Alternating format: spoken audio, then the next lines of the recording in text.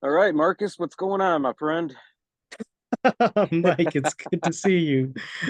I love it. It's just the relaxed back and hey, that's a beautiful view. That's a wonderful view, man. It's funny because actually I started doing these campfire podcasts as a way to work on my social anxiety. Mm, So bringing that extra relaxed feel to it, I feel has really progressed. I mean, I've been doing this for a couple of years now, and yeah, I could finally actually interact with people, and it's made a huge difference. yeah, yeah. I'd love to explore that in as much as you're willing to go, but I love that you took the initiative to say what you wanted, and then life is about managing stress. And you saw something that was stressful, and you said, "Let me learn how to let me take the narrative and let me control this." And for whatever it's worth, the ups and downs of it all, it's good to meet you right here. You look relaxed, you look good. Hey, I'm celebrating you, man.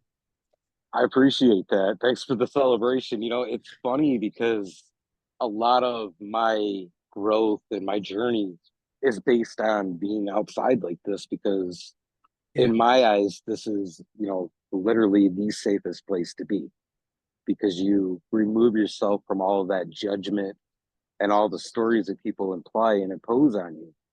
You come out Mm, here into nature where, the animals, the trees, the grass, the dirt, they don't have time for all those stories that we make up and that we tell ourselves and other people tell other people about us. And yeah. you just come out Yeah. here and be natural and be free. You know what I'm thinking of when I hear you say that? Um, in the work that I do, I work with parents, and we'll get into the introduction of me in a moment. Oh, But absolutely. one thing I say is being a trustworthy present parent. And one metaphor that I've used is the sun. The sun rises, goes across the sky, it sets. And you know it's faithful in what it's going to do and who it's going to be. And some people curse the sun. Some people they see, the sun is giving its warmth and the energy on earth comes from the sun, the green grass and all that. And you know what? The sun is just being the sun. The sun is just like, I'm gonna do me, being me. And that's what nature does. Nature has a regularity to it. Now, mind you, it's when we're thrown off regulation that we learn how to grow. Yeah. But the metaphor is the point of be a trustworthy present parent. And when you are thrown off, actually that's where growth is too. But let's get that foundation of trust there first over time. Over time. Yeah, it's a matter of just showing up day in, day out. I mean, we all have those events in our life that literally throw how we feel. It throws our life completely off course. Like I mentioned at the beginning of this, how my journey has been out here in the wilderness for the most part doing my work. And it came about through that really bad taste of life medicine. When you get that Mm, really bad storm where I was facing my second divorce, okay. and that divorce ended up leaving me homeless, left me in a Mm, position where I felt my life was, over and the end was coming. It was terminal. hmm And, one day I woke up and actually after a botched suicide attempt, I stumbled onto the Meditations by Marcus Aurelius. That was Oh all, man, all, all the I, interesting parallels there, right? I keep it right here. Yeah. I love that. You, I've got two copies in my car right now. hey, hey. Tell me about this. You came across the meditations and then And then, not I mean, go on. Yeah. for me, it was like a case of I was just living life the wrong way, not really seeing it because that was the way that I grew up and what I knew. Those were my habits, my patterns. I came into that after a botched suicide attempt. I Yeah. stumbled back to my truck and I happened to turn on a hunting podcast, and I'm sure you're familiar with Ryan Holiday. Yeah. He was the guest, and he threw all those different Marcus Aurelius quotes at me, and I'm like, man, as a father, if I let this be my end, the end of my story, the words that my ex-wife said to me the last thing was, "You have nothing to offer me or your kids." that would be right. But if I took Mhm. this adversity and this struggle, not only would I teach them something new, but I would redefine the definition of trust within me and the relationship with my children. So that became like paramount to me. And as Yeah. I dove deeper and deeper into meditations and all these different things started really clicking with me, it was like it almost started the fire that blazed the trail to where I've gotten to today. Yeah. And it no, go Well, ahead. well, two things come to mind. One, man, you took hold of your narrative. Carl Jung said, "I'm not what happened to me. I'm what I choose to become, or I'm what I choose to become by being." And like, really, that was one of the flexion points, the turning points in your life, which is awesome. First of all, thank you for sharing your story, or the bit that you did, because I know there are many more details to it.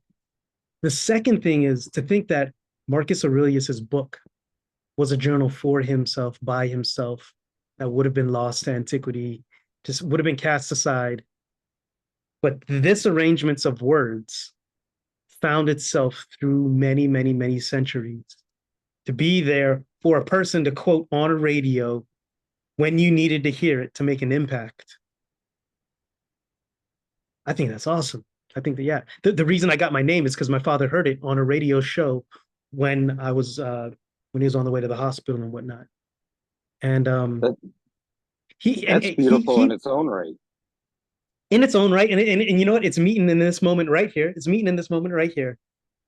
But there's one last thing I'll share, and then he would have lived the same life if his book was never found.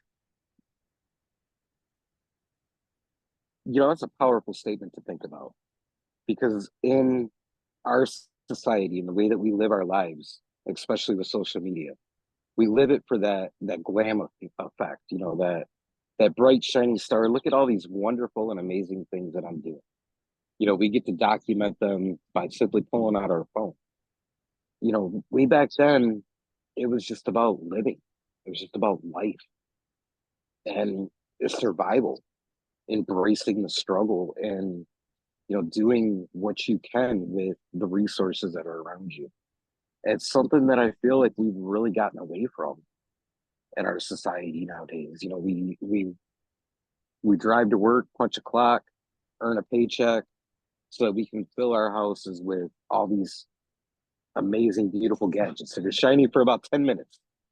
And then 2 weeks later, we're looking at that same thing, cursing it because we got to dust it and we got to clean it.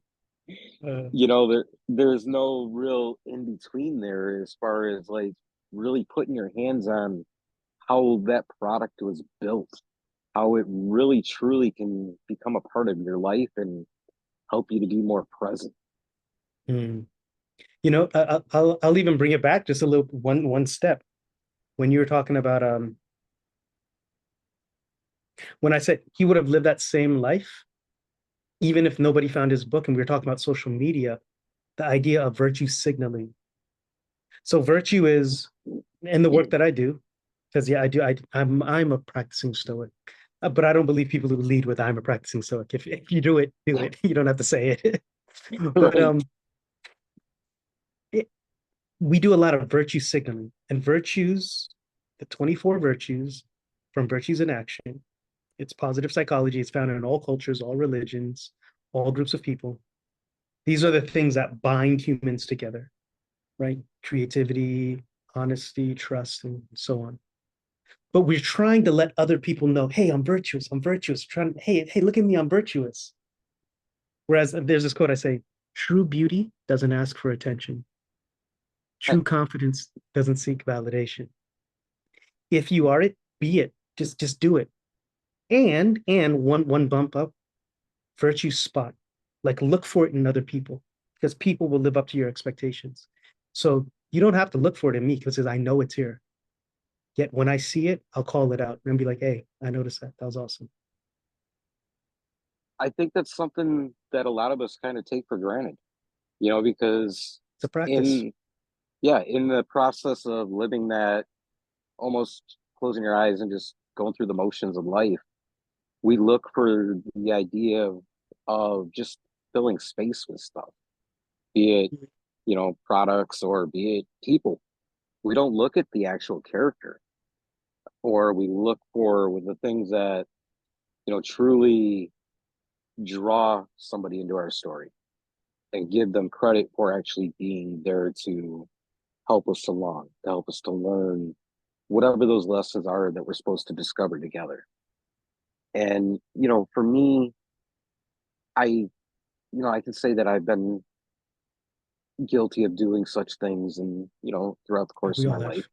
We all have. Sure. And then, you get to that point where, like, getting back to the idea of going from the marriage to being homeless, you know, yeah, it was a very fast paced, traumatic experience. However, at some point, even in the early days, it was real hard to overlook the fact that all those things that I worked for, all those things that I filled that collective space around me can be taken away so quickly. Mm, And that may have been one of the biggest triggers to it because we find comfort in all those things. We find comfort in whatever it is we put around ourselves, even if we utilize it or not. Well, even if it's just mm, up in the rafters in storage, but it can be taken away so quickly, and we never consider not only that reality, but we mm, don't consider what the contingency plan would be for how we progress into that new chapter of our life. mm. Tell me this, and I have an idea in my head, but I'm wondering from your lived experience, when everything was seemingly taken from you, or when it was, what was it that you could, what was it that kept you for you to say, yeah, I don't have all this stuff, but then now who am I and what is sustaining me? And I'll tell you what my idea is afterwards, but I want to hear. See, that's an interesting story, the progression of it, because the way it worked out was obviously being an outdoorsman. I had, my skill set and Mhm. obviously the equipment, the gear to keep myself alive, not to mention my beat up old pickup truck that I called home for a long time. Yeah, yeah, But then awesome. then that stuff started to trickle away. And it was like more and more, even though I kicked and screamed and I fought my way through the process, I realized that I had my motivations in my heart, which were my Mhm. children, my family, and the few people that I considered loved the ones that were still around me. Yeah, And it almost gets back to that vanity that we all chase through social media with highlighting the best of us and wanting to not look like things are nearly as dire or as bad as they are.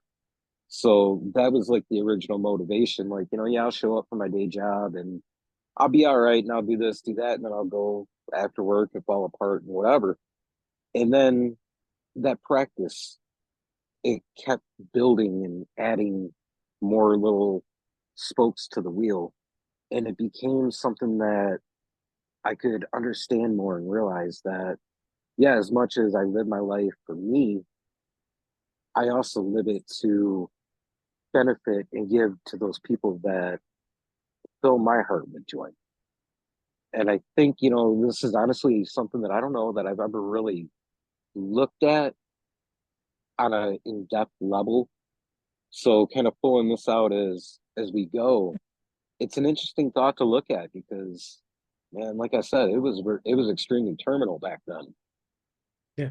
And, with the social anxiety part, it was during COVID that all this happened. And, being homeless, obviously you got to find food, go through a drive through, order stuff. I couldn't do that. Mhm. Mm, I couldn't make decisions. I couldn't do anything. yeah, yeah, And yeah, then finally, as those spokes began to build, it's like, man, I got to do this in order to be able to give to what it is I want to invest into. yeah. What I'm hearing is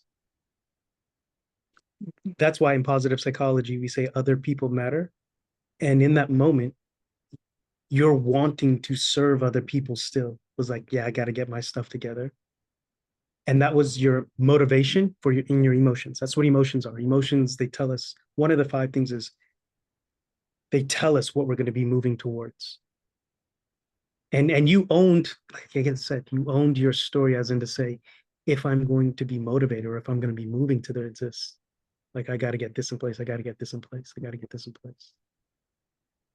Um, sharing my own experience when, while I didn't experience being unhoused, I was in a moment where I had to make a decision. Do I buy this food tonight or do I wait a few moments to buy some other food? Like I was at the end of a paycheck and I was in a moment of not knowing where what was after that paycheck was going to come. And it was in Michok Plaza in northern Thailand. And I thought, how did I end up in this situation where I used to be in the flow of life, in the flow of things, and a still small voice. And this is why I deal with virtues and values. The vision I caught was a ribbon in the sky, a flowing, and it said, Marcus, this is the flow of well-being. And whatever's flowing up here, there's also a spark of it in here. When you start to express that, life supports those who support life. And then that's where I was just like, okay, use the gift. What resources do I have now outside of money to then start contributing? And then that's when I was writing the words for this book. This is my old book that I wrote of poetry for myself, to myself, following the same aspect of Marcus Aurelius. And in writing it, it was just all these different concepts, again, keeping his words with me and writing my own words and processing it, that I was able to find my footing and get back to it. And again, other people matter, understanding, being in service to other people, because life supports those who support life. People have supported me in ways that I wouldn't have expected. But I just found myself, I said, use your virtues and values to contribute to others and be in alignment towards what you want. Because there are going to be people who don't necessarily want that. Don't align with them. And they're not bad for that. They just hold different values than you. But know what you want, because that's a creative question. What do you want? You want to be with your family. You want to support. Those are just my thoughts. I'm just riffing now. But yeah, thank you for sharing. Yeah, I think you actually hit it right on the head, and when I look back at through those lenses, I think about the other half of this journey and just how the spiritual aspect of myself has grown and changed and evolved Okay. throughout and a lot of it was based off of just studying and exploring Native American culture and spirituality and the storytelling that they do. Okay. And for me personally, growing up, it was always just about, I was always a loner. I was always on my own. And getting into that culture and studying it the way that I have, realizing just how important the family unit and the tribal, community aspect of it really played. It was something that really makes what you mentioned earlier about the motivations so clear, because having that aspect of my heart that's a father, Mhm. and looking at that and saying, I can't do that job if I'm not physically here on this earth. So that needs to be the forefront of my mind, my motivation, and essentially what makes my heart continue to pump and my legs continue to walk. And looking back at that now and thinking about it in the context that you presented, it makes it even more fulfilling than the mission that I was, walking down that path on my own. Like, hey, there's still that loner aspect of me, Mhm. because the social anxiety and everything was so bad that I couldn't be around people. But at the same time, it was okay. We all developed this different vocabulary to process not only our journey but the world around us for that given moment. And when we're open and willing to say, look at the colors of the foliage on a tree, and understand that there's more out there. There's a Mm. reason. It builds a whole new vocabulary that not only can help you go forward, build that trust within yourself that then you can extend out to other people, but it also puts the past into a new context, and it almost refreshes the story. Yeah, I love how you say that. Because you can't change the past. You Right? can change the way you look at it, though. You can change your perspective of the past. And when you change your perspective of the past, it can feed into this moment and you can act, and it changes the way you act in the moment. So I heard you say right when that first part of, yeah, you can't change it. It's also right. You can change the way you look at it. Because when you can look at that and say, oh no, that gives me more reason to act with such resolute or in my character. You can't change the future because the future is yet to happen. You can hold it in high regard. And again, that will change the way in which you act now. You can only take action in the now. You can't take action in the future. You can't take action in the past. You can look at it. And then what story are you telling yourself? Because I want you to think if I can't speak into your story, yet I'm envisioning, I'll share this vision with you. There's a moment in the future with you when you're with your family. And that's making this moment that much more worth it for you to show up on this call, on this podcast, to show up in whatever you have after this, because now you're going to hold a vision of a brighter future.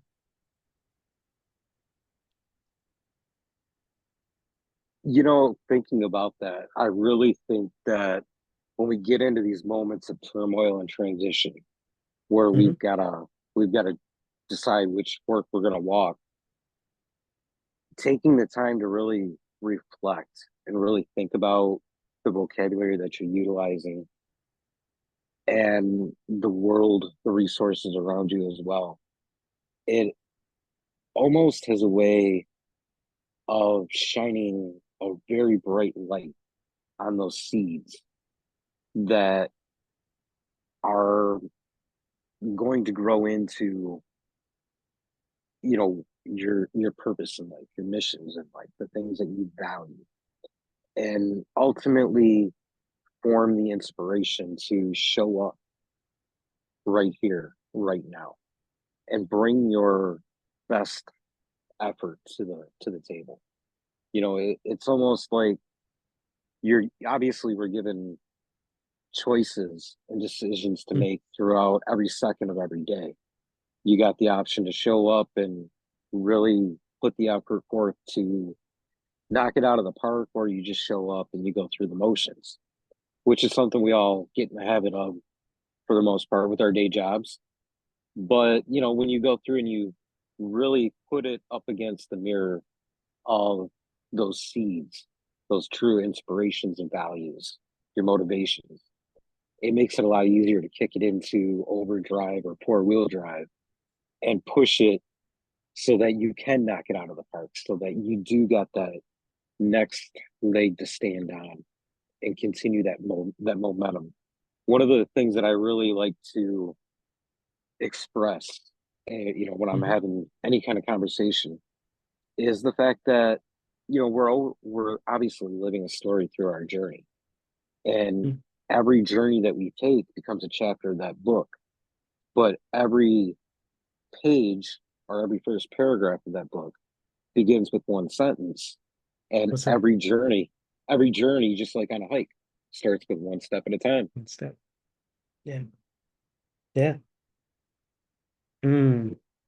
It's just one sentence, then another one after that. Hey, you know what came to mind while we were talking? What's that?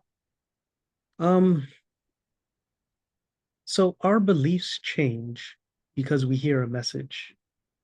And really all a message is an arrangement of words, an arrangement of vibration. Um, there's a message out there for the belief you want to hold. You get to choose what your beliefs are. And when you came across some ideas that this guy wrote. It helps shift your belief. There is a message out there for what you want to believe. So do we have that belief now and then go find the message? Or do we wait for that message to come? Or maybe we've already heard that message and we just weren't in the place to listen, or we weren't attuned to it. Or maybe the message is in us waiting to be written. I had so many ors in there, but it's a thought, you know? The message is there somewhere. I think about, I just recently spent a couple of weeks up in the UP with a fire keeper from a tribe up that way. And I listened to him tell a bunch of stories and whatever, and he told this very personal story about helping healing veterans from Vietnam. And he mentioned how he had told that story a couple of different times. And after one of his talks or whatever, somebody came up to him and gave him, a hug and thanked him for the story, because the motivation and the perception that they took from it was Mm, something that impacted their life, but was completely different from the story yeah. and the impact that it had on him. And he talked for a long time about the idea of perception. I think that, as I think about it, we have the root of the vocabulary for every stage of our life, from the world around us, just like a sponge. We soak it up like a sponge soaks up water. It comes out when the timing is right. And most of the time, just like with my example at the beginning of this conversation, we never know when those situations are going to happen. We're not always prepared for them. However, having that willingness and that freedom in your heart to explore where that trail leads, I Mhm. think is kind of that route for growth. When I think about, the early days of doing talk therapy, I think probably the most impactful were sentence of advice that was given to me. So, And it was asked more as a question. Maybe you just don't need to know. In the context of, we all want to know what's coming next. And when we mm, don't, we quickly dive into the caves of fear. mm, Maybe you don't need to know what comes. You need to just walk that trail and enjoy the ride, because it's about the journey, not the destination. And, when I'm out on the trail, I don't know how many times I'll come across something and I'll just fill my backpack up with whatever I see around, because it's something that's going to help me when I settle down for the night. I can find a bunch of twigs, or I can find some sponge wood and, have material to start a fire. I can grab some deadfall, and I can build a shelter.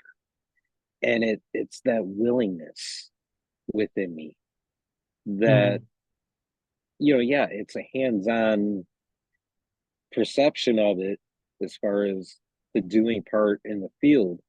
But when I come back into my day-to-day life, that willingness, that openness feels a little bit more stronger, feels a little bit more ready to just put one foot in front of the other. And, whatever you see along the way, you pick up and you put in the backpack for when it helps. You don't have to, I guess, in the course of a journey, you don't have to really know exactly why you're picking something up. You just look at it and you realize that someday it's going to be useful. yeah. I can tell you what's going to come next, though. Go ahead. What's going to come? Change. The Yes. only constant is change. Yes. The And only one definite. yeah. Well, there actually two. There is change. The other thing that's for sure going to happen is your awareness of that change, the awareness, the consciousness. So it's the immutable, that's your awareness, unchanging. and then awareness of that change. And that's what life is. You've met everything before, and you'll meet the change that's going to come. And you pick up things along the way. Yeah. See, and when you take that kind of perspective, though, I think it does something even deeper within What's us that? Mhm. because it opens you up and it builds up this level of self-confidence that regardless of what somebody does to you, says to you, can never be taken away. Not Mm. only because obviously you're making the decision to keep it and keep that awareness going, that self-value, self-worth, but you're also looking at the trail behind you and realizing, man, I did every single task along the way. I'm ready for that next step. And that's one thing that when I take people out into the field on some of these excursions that I really love to spend a lot of time on is the actual outdoor skills, the skill set that goes into survival and everything like that. And Mhm. the way that I do it and the reason that I do it is because it's providing that backdrop. It's providing the trail behind you that you can look and say, man, if I'm in a situation, I can start a fire. I can I can catch something to eat. I can keep myself alive. I can keep my family alive. I can do these things. Nobody can take that away from me.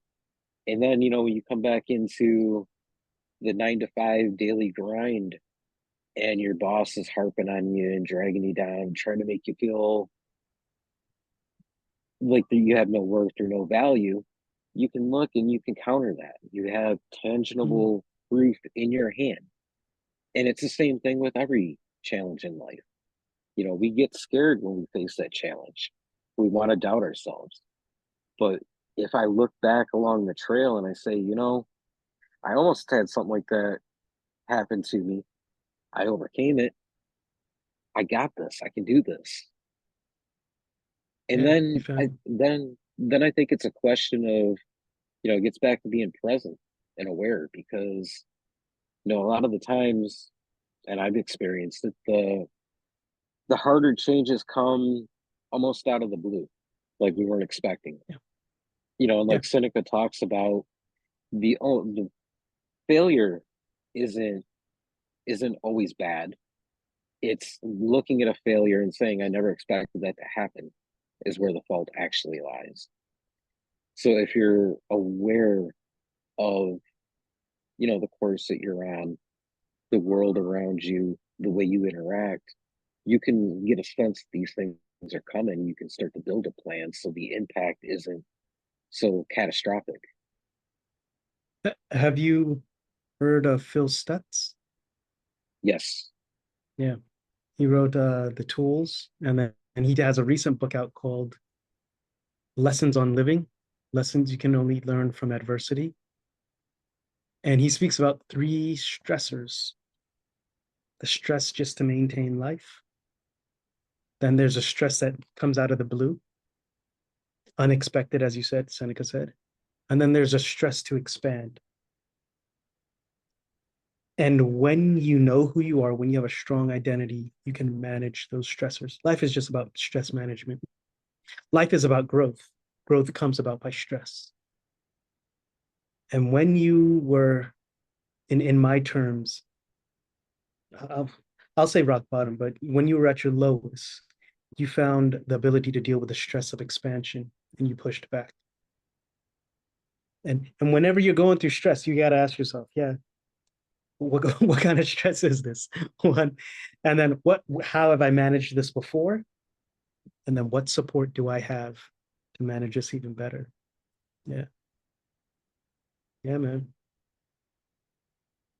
I think that's some Yeah. really great advice. So behind you there, I'm noticing this really snazzy little book. Let's get into that a little bit. Oh, this was given to me, gifted to me by the fifth grade students when I was leaving the school I was at. Um, and the whole idea, I always show this, a lot of stick figures with afros for those.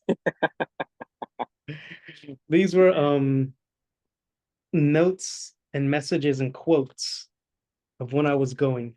And the work that I do now, I'm a communication coach for parents of preteens. The whole idea is to stay in the game long enough that they can use the principles that I put out into the world with their kids. Um, there's that book. That is my the why that makes me cry. The reason, one of the reasons I do it. Yeah. I love that. See, it's things like that that we all have in us. Is there's days that we don't want to get up. There's days we struggle, but we have, I call things like that the grip and grin moments, The grip and and grin. I attribute that to the social media and hunting and fishing world where we snap a picture of the trophy and we're like y'all happy, excited, and we're able to look at things like that on our wall or on our phone or whatever, and those mornings that we don't want to get up and we don't want to face the world and we go, dude, I did that. Look at that beautiful trophy. Look at those beautiful kids that I impacted that went through and Yeah. made that for me. If I didn't get out of bed on that day, I that wouldn't have happened. Let me get out of bed Ah, today and let me see what I can catch or what I can find, how I can make an impact. I didn't, I didn't think about it like that until you said that, and you're right. Because the way I thought about it was I was future casting. I was just like, oh yeah, they gave me this, so a good word received deserves a good word in return. So like I'm like, I'm gonna give something back to them, yeah. But Yeah. then now you're also right because they did this in the past. Those are what we call in one community hero parts. Those are evidence and examples of things in the past that are that are fueling me to do the work that I do. So you're absolutely right. Yeah. Let's talk to me a little bit about the work that you do real quick too. Yeah. So as I said, I'm a communication coach for parents of preteens. And what that looks like is the particular stressors or formate or developmental, hold on one second. The particular stressors that happen at this age and what they're going through developmentally, like they're forming their identity. And when they're going through that breaking, who's going to be there to build trust with them, to help build a voice inside their head? Because the voice with which we speak to children is the voice with which they speak to themselves. And how can we plant those seeds in at an early age? And it's not even plant seeds in. It's what can we bring forth that's already inside them. That's the assumption that I have. There's already beauty in there. We just create the context for it to flourish. And if we can do that, if we can do that right at the beginning when they're making that transition, during those big transition points in life, that's where we learn the hardest lessons in life. It's about going through those transitions again and again and again. The more times you could have that cycle, the better you can get at doing it. That's how you level up. But if you could do it right at the beginning of the game, you could set them up for life. See, as I'm listening, I'm thinking about, the journey as a father and Mm-hmm. also the motivations as we, started this conversation with. And I think we've all got that kind of unrefined version of exactly what were just telling us about. And, you know, we all, Tell, tell me about that. What do you mean unrefined? we've all got Explain it a our bit more. own, we've got our own way of thinking about it. And sometimes as we're trying to sort through life, figure things out in real time, it doesn't always come across in the way that, we interpretate it. And Mm-hmm. this is where conversations with guys like you that share these things and actually get in the trenches with us and help build that bridge becomes so important because I know we tried to connect yesterday and I had some technical difficulties, but along the road trip I was listening to a conversation from one of your other appearances that you did, and there was something in there that you said that really struck my partner, and that was about the fact of we all tell our kids at some point in life to toughen up because life is hard. Mm-hmm. And that's like in my eyes the old John Wayne kind of theory. Like basically you got to man up and you got to do your thing. Hmm. And then from there, you said something that was extremely beautiful about how, in perception, that being spoken is almost as if saying, I really don't care. We'll figure it out. Hmm. And, there in turn, your child walks away feeling disvalued. Hmm. And it all boiled down to the fact that, a simple 10-minute conversation could have led to something else and not only taught them essentially that same thing, but brought it in a way that builds that self-confidence and builds all the tools that we post buzzwords around. Yeah. You, you know, hmm. So many thoughts come to mind. One I'll share. One I'll share is when we talk about life is about managing stress. One thing about an anxious person, I'll say, I'm gonna be mentioning anxiety, but it's when you don't know when the stress is coming. Because when stress comes, which is natural, we tense up to either receive it or to hit back. But if you don't know when it's coming, you're always tense. Or you go dead to the world, you have that 50-yard gaze, and you become desensitized. You zone out. When we have a healthy response to stress, we're aware of when it's coming, we can meet it, and we can bounce back and we can push back on it. And the reason I bring that up is because when we have that John Wayne just continual toughen up, if you're continually tough, you continually stay hard. And that's what Goggins said, your muscles, you get tight psoas. Right. Life is about oscillating. So we need to learn how to oscillate with our kids and teach them. Yeah, it's okay to be, that's why I think there's a polarity that we have there of you have, I call it the feminine, the masculine, of just like there is that nurturing close. Yes, I love you, you're seen secure. Then there is that masculine. You're safe, you're secure on your own. You can do this. You can come back to me for support. But if we don't have that oscillating, our relationship breaks apart. And it is about relationships. Yeah. Yeah. It definitely is. And, I think I really feel like as we've grown, from children, just the awareness in that whole field has become so much different. Yeah. And, investing the time and getting it also gets back to the vocabulary. When you Yeah. when you put that all together, I feel that that's actually putting the next generation in a better position. So therefore, as we live, and this kind of gets back to the Native American studies and thoughts, as we walk around doing, conducting our daily business and our course of life, the ground that we're walking on, we're actually borrowing from the next generation. We're borrowing Mhm. from our kids. And all of us within our hearts have that seed of wanting to contribute to the improvement of whatever it is that we're involved with. So I remember as a child, my stepfather, when the car would break down, he would borrow his father's car.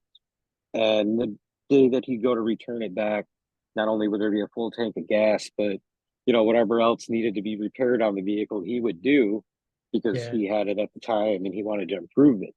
So I think, opening up these conversations is more fuel for the gas tank to leave it better than we found it. Hey. Yeah, yeah. I like that. I like that. That's cool. Yeah. I'm gonna put that in my pocket.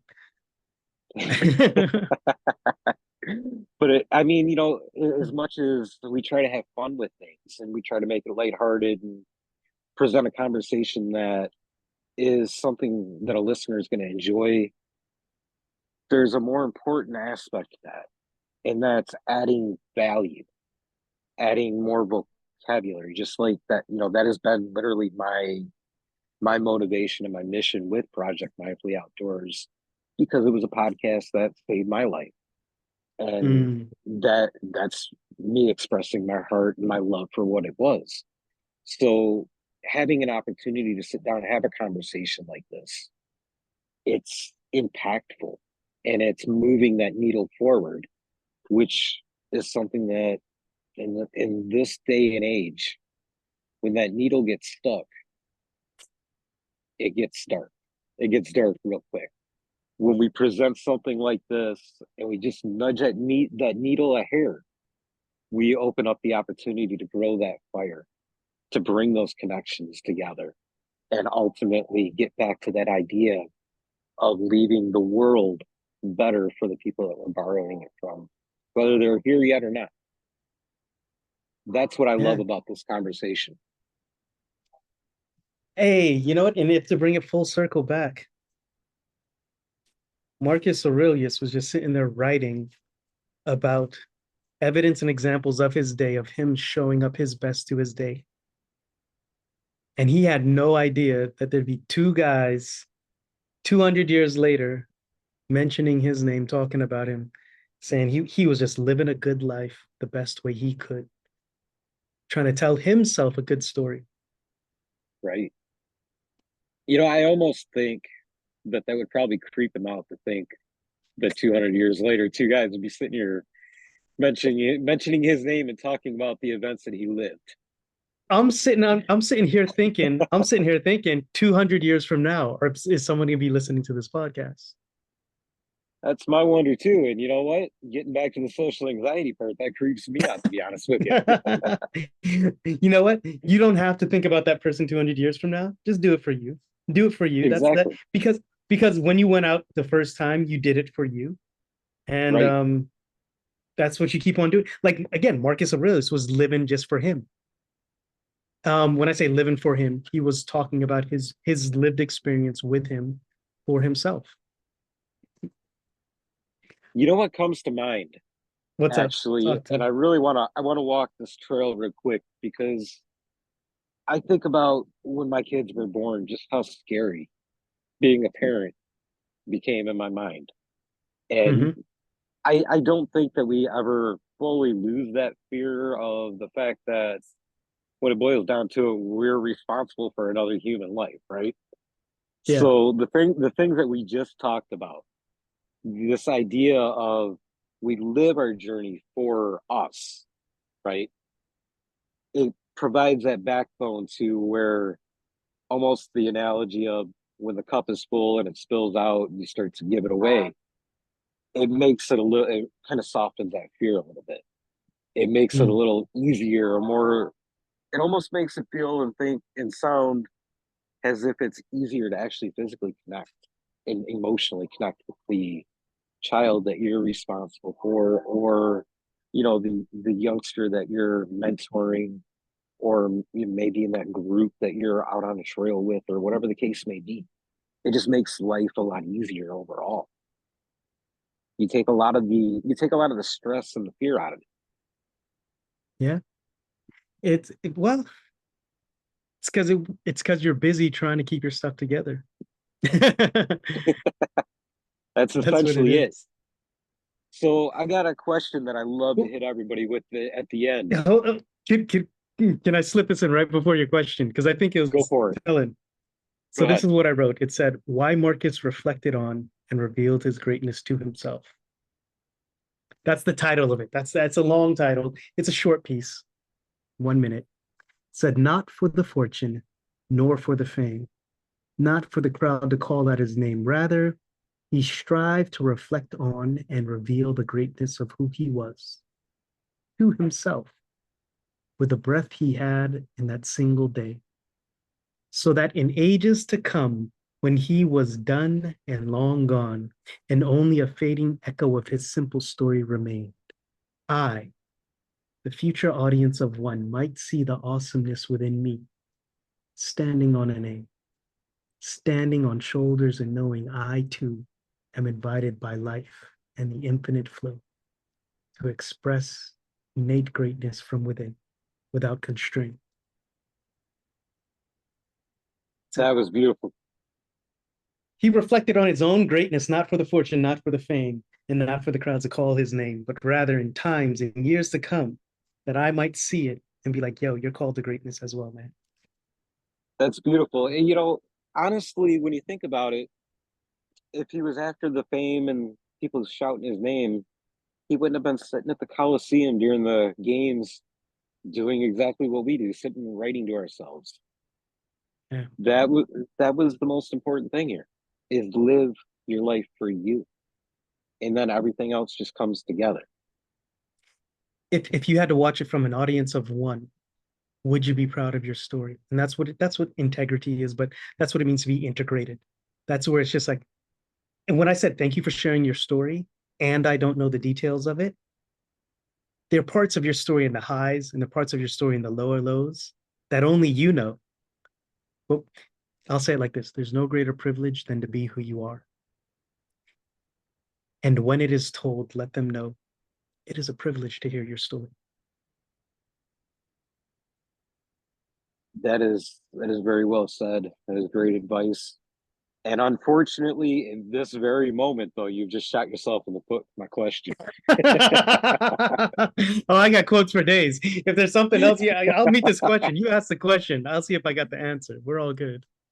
The only one question that I actually ask people is toward the end to leave us with some words, some advice that we can add to our journey that's going to make living for ourselves that much more powerful.